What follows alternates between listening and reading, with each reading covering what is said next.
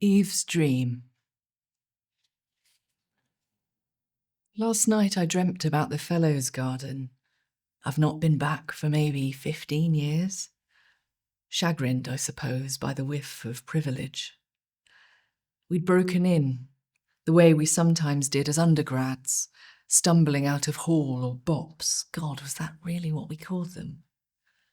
My friend who'd mastermind these antics, I won't say his name. I recently resolved, never again, to make a poem from another's pain. I can't remember if he'd pinch a key to the slender iron gate that's hidden round the eastern side, or did he somehow pick the lock? A rusty shriek, and he would cross the moonlit sill like Adam leaving paradise in reverse, brandishing a half-full bottle of red. I dreamt he led our drunken posse in a here we go round the mulberry tree. They called it Milton's mulberry, though who can really know? It's said the budding poet drifted off beneath its raft of unripe fruit, and when he woke, he wrote an elegy for a friend, a fellow student, dead too young. Or have I made it up, the bit about the nap? We all gripped hands and stumbled flushed around the spinning tree. Even at 19, I was such a square, a stickler, too anxious to derive pure joy from the rush of flouting rules. Of course the porters must have known. Did they watch our greyish ghosts cavort across the monitor in the lodge and turn away like disappointed angels?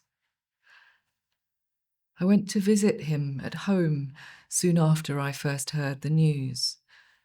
It had been a while. These days he's still the same old jovial evangelical, but now I think he reads the Telegraph. I was shocked how thin he'd got, his yellowing skin. Chuckling, he asked if I would like to see his scar. I caught his little girl's expression as her daddy tinted up his t-shirt, showing off the puckered ridge, stitches fresh, an uneven slash that ran beneath his ribs. It's not just in my gut. That's the problem. Bouncing his boy from knee to knee, he winced. The toddler, oblivious to his father's pain, the way he hunched. Just then, I longed to prop him up somehow, like the stakes that lift the mulberry's exhausted boughs, sprawling from its grassy burial mound. A silhouette so frail, it seemed a miracle each spring when at last it sprouted buds. The first draft of this had some awful line about the tree that let in suffering to the world.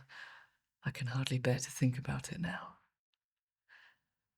When they sat down to eat, I made to leave, not wanting to outstay my mealy-mouthed excuse for dropping by, a cup of tea.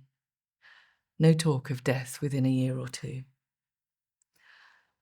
As we hugged goodbye, I thought his tired face betrayed a flicker of the teenage him. Lit-up grin, the one he wore those nights, the walled garden spilling doubtful shadows.